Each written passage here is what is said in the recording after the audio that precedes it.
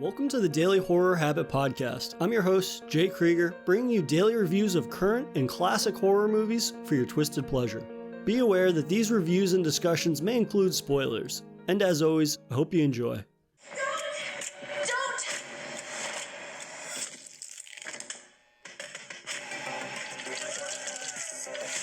I'm shook. Janelle was a makeup legend. I'm gonna go to my sister Nicole's house to babysit her dog, Chico. Chico! Chico! Come here, buddy!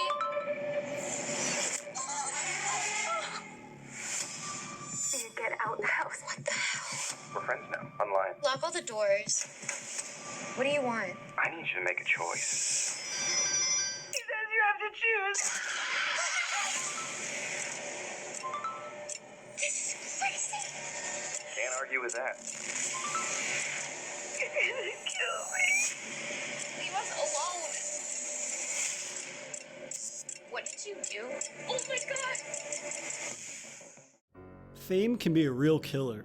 Today's review of the Shudder original film Shook is the latest horror film to tackle how social media's stranglehold on society has begun to alter our social code. Striving to be a damning indictment of the lengths we go for stardom and success that stems from our infatuation with the digital world of apps and likes. And while Shook isn't the first film to apply this digital lens, does its whodunit narrative give this social commentary slasher an edge over other like-minded films?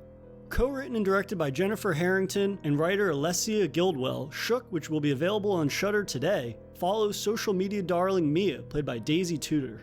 Mia becomes the target of a series of increasingly disturbing and deadly threats from an unknown caller, and as the evening goes on, it becomes clear that this is no mere prank. The film opens with Mia and several other influencers at a red carpet premiere for a makeup company. As each of the girls waits to be interviewed by a reporter, paparazzi flashes flooding the scene. Each girl films video content for their thousands upon thousands of followers. Though once the camera pans further back, we see that this exclusive and highly sought after event is actually being held in a dingy back alley parking lot.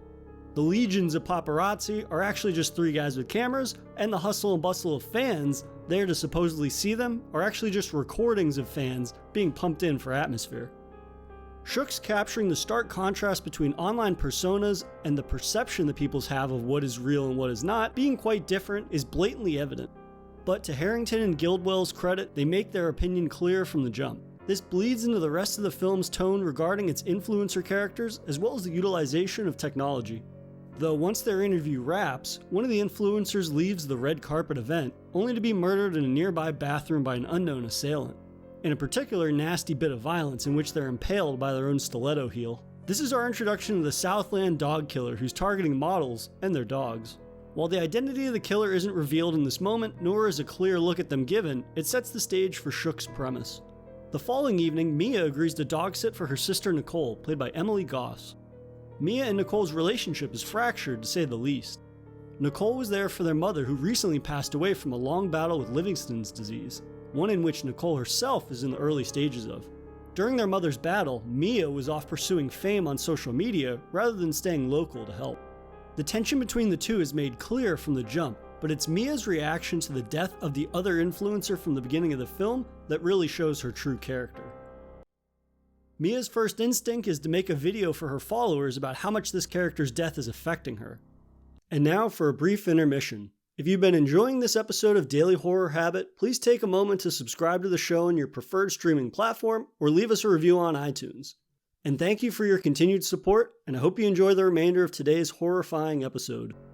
The me nature of the video, and no indication that they actually knew one another, once again highlights the film's condemnation of social media and stardom culture. Hell, the only reason she's dog-sitting is because she can use the horrible events of the other evening to position herself as a guardian of her sister's dog, who she was quote-unquote so worried about. But Mia is about to get a reality check in the worst way imaginable. Her evening of dog-sitting is interrupted by a series of strange calls and texts from her sister's next-door neighbor, Kellen. The call begins normally enough. Kellen makes awkward small talk, but this trickles into him revealing more info about Mia and her sister than he should know. And then, her dog goes missing. Mia is then subjected to a series of disturbing questions and tasks if she wants to save her sister's dog, and eventually, her friends who are being held hostage by Kellen. This game of digital cat and mouse evolves into lo-fi Saw as Mia begins to have to put herself in danger to rescue those remaining in her life. Given how familiar this premise feels at times, it's more about how this narrative is executed on, rather than the originality, or lack thereof, of its genesis. A majority of the film involves Mia on the computer or phone, receiving calls, text messages, as well as FaceTimes. On paper, 90 minutes of someone staring at screens sounds pretty dull, but Shook's above-average production value remedies this. For instance, text messages and videos are often presented as appearing on a wall simultaneously while Mia reads it on her phone.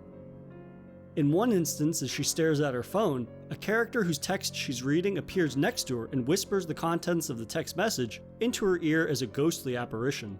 I applaud this creative presentation, which makes for a more involving scene for the audience rather than numerous scenes of her just staring aimlessly at screens.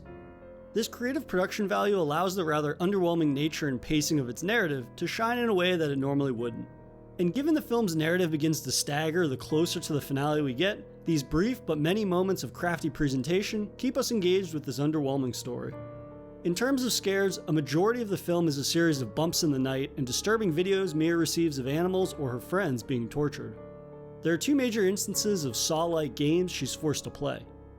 One scene has Kellen instructing her to inject herself with numerous syringes filled with a mysterious liquid.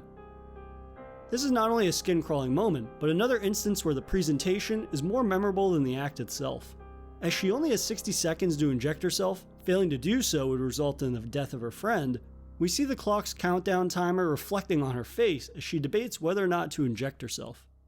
I would have liked a few more instances such as this to help break up the "I think I heard something upstairs" moments, or the relatively underwhelming and far too predictable twist that's revealed halfway through the film.